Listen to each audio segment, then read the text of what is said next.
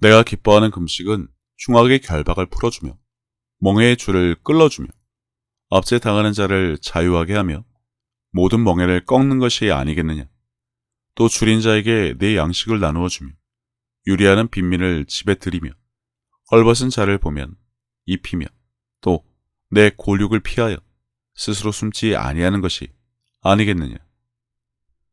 하나님 아버지 앞에서 정결하고 더러움이 없는 경건은 곧 과와 과부를 그 환난 중에 돌보고 또 자기를 지켜 세속에 물들지 아니하는 그것이니라. 경건과 거룩, 금식에 대한 오해는 종교적인 사람들 사이에서 자주 볼 수 있는 현상입니다. 그들은 자신들의 종교적 행위나 표현이 진정한 영성이나 도덕적인 가치를 반영한 것으로 착각하곤 하는데 대부분 외식적인 의례나 행위에만 집착해 원래 추구해야 했을 내적인 변화와 성장에 대해서는 별다른 관심이 없어 보입니다. 기본적으로 성령의 내주와 감동에 대한 구분이 없어 영적인 것에 대한 무지가 심각할 정도인 한국교회에서 교회만 댕기면 세례만 받으면 자동으로 성령을 받는다 믿기에 이 부분은 어쩔 수 없지만 그래도 올바른 것을 알 수 있게 나누도록 하겠습니다. 우선 경건과 거룩을 보자면 종교적인 자들은 주로 바리새인처럼 눈에 보이는, 보여지는 것에 집착하는 경우가 많습니다. 더 나아가서 보자면 다른 사람이 나를 어떻게 볼지에 대한 궁금증과 걱정, 그리고 다른 신자와의 비교가 공존한다고 할 수 있죠.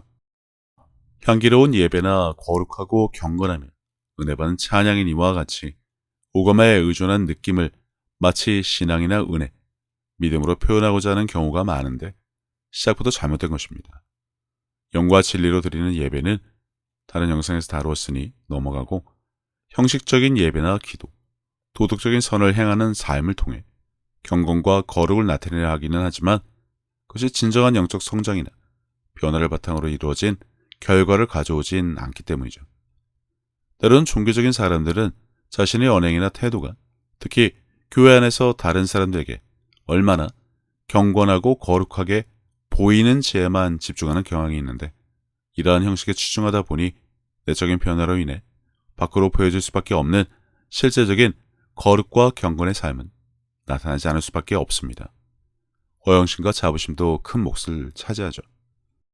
나를 남보다 낮게 여기고 높게 여기며 그것을 자신의 가치나 자부심으로 삼는 교만으로 이어지는 경우도 다반사고요.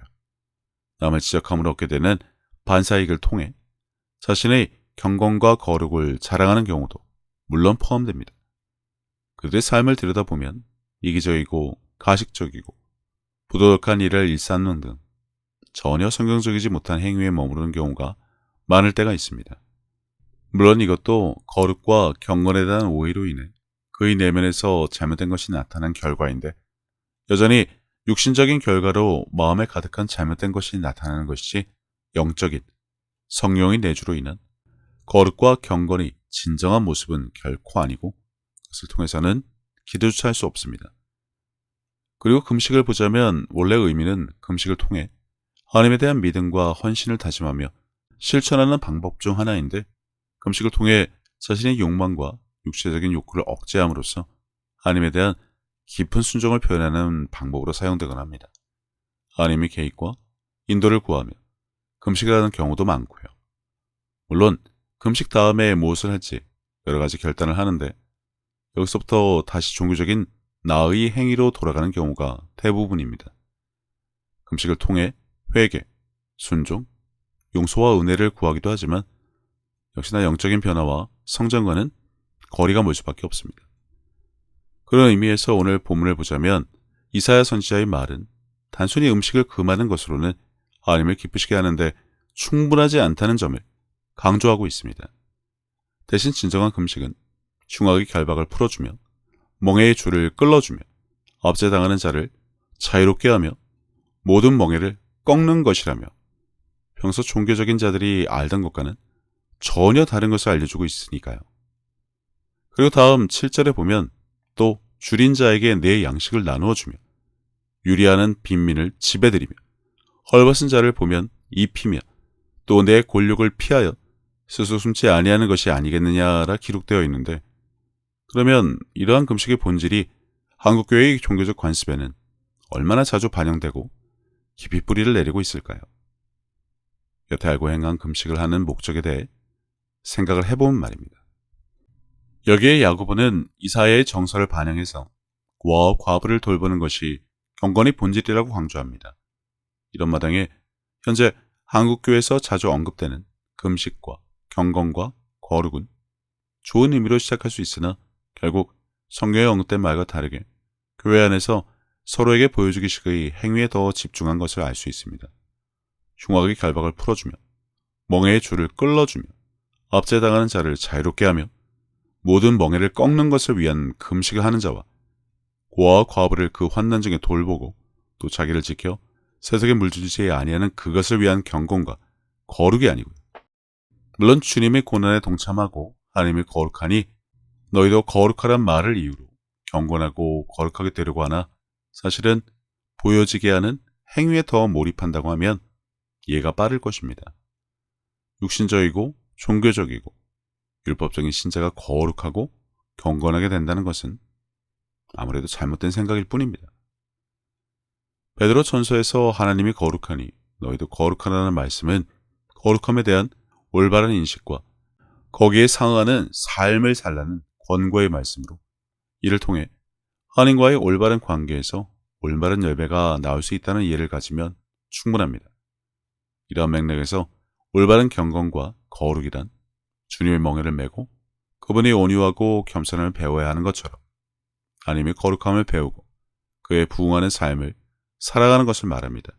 즉 진리의 말씀에 따르고 그분의 사랑을 흘려 보내는 삶을 살라는 것으로 보자면 지금까지 알던 금식과 경건과 거룩에 대해 다시 한번 생각을 해야 할 것입니다. 이웃사랑과 하나님의 사랑이 우리를 통해 흘러가야 할 책임에 대해서 말입니다. 금식이 칭찬을 받거나 자신의 경건을 자랑하는 수단으로 사용되면 안 되는 것처럼 거룩이나 경건도 자신의 종교적 열심을 겉으로 드러내거나 도덕적인 선에 육신적인 덕을 쌓은 것으로 측정될 수 없습니다. 오히려 착한 일, 선한 일을 위해 지음받은 우리가 무엇을 해야 하는지 알려주고 있는데 사람들로 하여금 하나님의 은혜와 자비를 믿는 자를 통해 받을 수 있도록 우리를 내어드리는 과정으로 본다면 우리 친절과 연민, 의로운 행동은 신앙을 변화시키는 힘에 대한 증거, 하나님과 주님이 여전히 살아계심을 증거하는 증인이 되어 하나님의 꿈인 모든 백성이 구원을 받아 천국에 올 수 있도록 길을 되찾아준다는 것과 일치할 수밖에 없습니다. 이런 관점으로 본다면 하나님의 사랑을 근간으로 하는 기사와 표적도 같은 맥락이죠. 말에 있지 아니하고 능력에 있는 하나님 나라의 실체를 보여줌으로 하나님의 사랑과 임재와 능력과 주권은 물론 그분이 전지전능하신 것, 우리를 향한 그분의 사랑을 표현하는 방법이니까요. 그러니 단지 박격을 대하며 기사와 표적의 문제를 삼을 일이 아니란 것입니다. 이것은 옳고 그름을 떠나 하고 말고를 결정할 문제도 아니고요. 그를 통해 행하시는 착한 일과 선한 일을 알아볼 수 있어야 한다는 말입니다. 말씀에 대한 확신, 믿음에 대한 담대함, 흔들림 없는 헌신, 의리를 추구하려는 확고한 다짐을 바탕으로 존귀하신 하나님께서 영광을 받으시게 하는 것에 앞장서야 할 우리의 모습이기도 하고요. 앞에서 살펴본 금식과 경건의 목적과 이유는 주님이 하신 일인 묶인 자를 자유롭게 하고 질병을 치유하고 귀신을 쫓는 착한 일, 선한 일과 일맥상통한다는 것을 발견했다면 모든 것의 목적은 하나님께서의 영광을 받으시게 하는 것이고 그분이 살아계신과 사랑, 능력과 주권을 행사하는 것에 믿는 자가 동참해야 한다는 사실은 너무나도 분명할 수밖에 없습니다. 기독교는 종교가 아닙니다. 살아계신 하나님을 증거하는 것입니다. 그러니 그분에게서 말씀과 기사와 표적, 그리고 사랑과 은혜는 물론이고 성령의 나타나심과 능력을 구별해야 할 필요가 있을까요?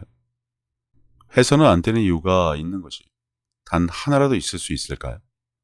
그것도 사람이 지혜로 만들어낸 신학과 교리를 잣대로 삼아서 말입니다. 다시 말하지만 부활절이 다가옵니다.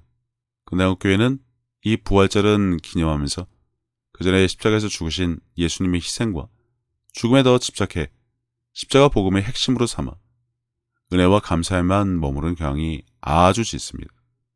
그러니 이유는 모르겠지만 엄한 계란이나 삶지 말고 그분의 부활 후 우리에게 주어진 책임이 무엇이며 하나님의 꿈, 그분이 영광을 받으시게 하는 것, 주님의 죽으심과 부활을 헛되게 하지 않는 것이 무엇인지 오늘날은 금식과 경건과 기사 표적을 두고 깊이 생각해보는 기회가 되었으면 합니다.